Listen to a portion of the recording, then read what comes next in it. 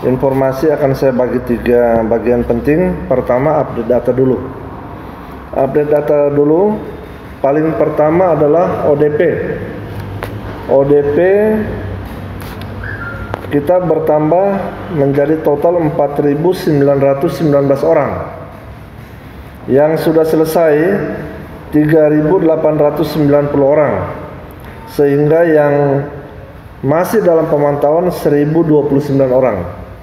Ini hari ini ada peningkatan cukup banyak, 84 orang. Artinya ada arus masuk yang sedikit kelihatannya mulai meningkat, ya.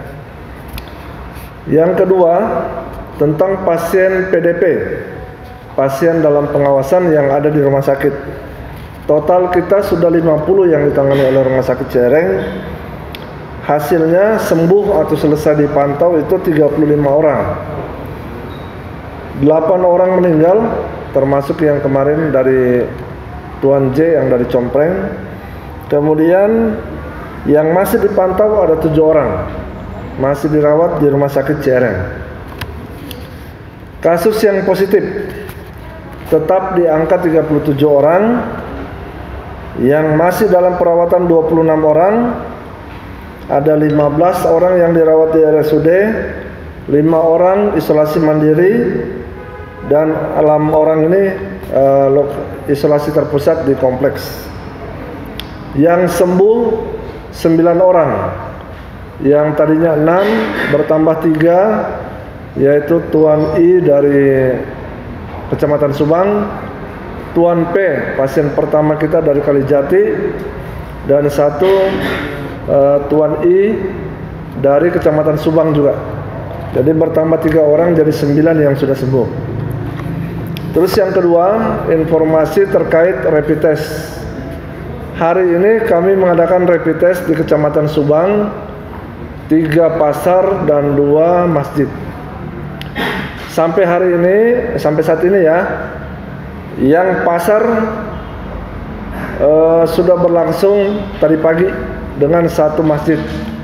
Rinciannya di pasar terminal yang diperiksa 79, alhamdulillah semuanya negatif. Kemudian di pasar Panjang yang diperiksa 60, semuanya negatif. Kemudian yang di pasar Pujasera yang diperiksa 64 orang, ada 1 yang positif. Kemudian yang di Masjid Nurul Albab yang di Cihelet, itu yang diperiksa 62 orang, alhamdulillah semuanya negatif. Jadi 1 orang ini sudah kami anjurkan untuk isolasi mandiri dan akan diswab pada hari Rabu karena harus bersamaan dengan kelompok yang lain, karena ini satu orang, jadi kita gabungkan di hari Rabu nanti. Kemudian yang ketiga, ini berita terakhir yang paling menggembirakan bagi saya, yaitu mulai hari ini sampel swab yang kita selama ini kirim ke Bandung, kahiji mah rada jauh, anu kedua lami pisan hasilnya.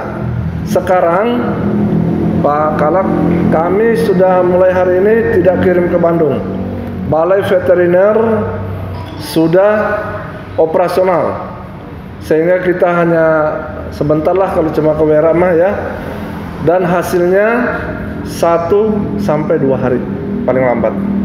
Ini bagi kami sangat penting orang kesehatan, karena berita ini memastikan kalau orang itu negatif, dia tidak akan lama-lama di rumah sakit, dia bisa segera pulang. Jadi mereka lama itu karena menunggu hasil. Ya, harusnya sudah bebas, sudah bisa berinteraksi, ternyata masih tetap dirawat karena hasil yang masih lama. Yang kedua, bagi kami orang kesehatan, turnover di rumah sakit akan lebih cepat. Ya, orang keluar masuk itu akan lebih cepat. Yang kedua, bagi pasien, mereka kan orang yang butuh kepastian. Kalau di rapid, orang yang produktif, yang bekerja, yang harusnya sudah bekerja karena menunggu lama hasil, jadi mereka harus tetap diisolasi. Mudah-mudahan dengan kabar gembira ini adalah kabar yang sangat menyenangkan buat kami dan seluruh masyarakat Subang. Jadi proses identifikasi nanti, diagnosa akan sangat cepat kita tegakkan dan kita putuskan statusnya. Jadi dapat saya sampaikan, Balai Veteriner ini kan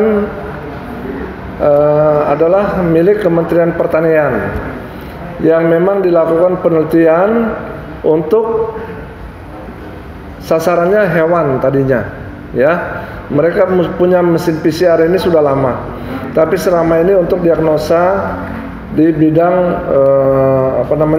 bagian dokter hewan, pasien yang dokter hewan, ya. Nah, pada saat mau memeriksa sampel dari manusia, tentunya itu perlu di assessment lagi, dianalisa lagi apa betul memenuhi syarat atau tidak. Yang kedua, karena ini milik Kementerian Pertanian, harus ada legalitas penunjukan sebagai sarana pemeriksa oleh Kementerian Kesehatan. Kita sudah proses kalau nggak salah sekitar 1 bulan yang lalu, dan alhamdulillah hari ini mencapai puncaknya. Mulai hari ini kita sudah bisa memanfaatkan itu. Waktu itu sih ada 3 tahap. Pertama tadi uji coba.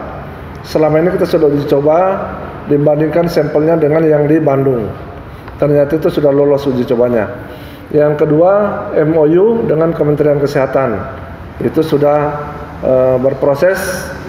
Dan yang ketiga, petugas dari dokter dari Subang magang di Labkesta, dan itu sudah dilakukan. Dr. Idayanti, spesialis patologi klinik, sudah melakukan magang di Labkesta Bandung sebagai verifikator penanggung jawab di Balai Veteriner yang di Vera ini.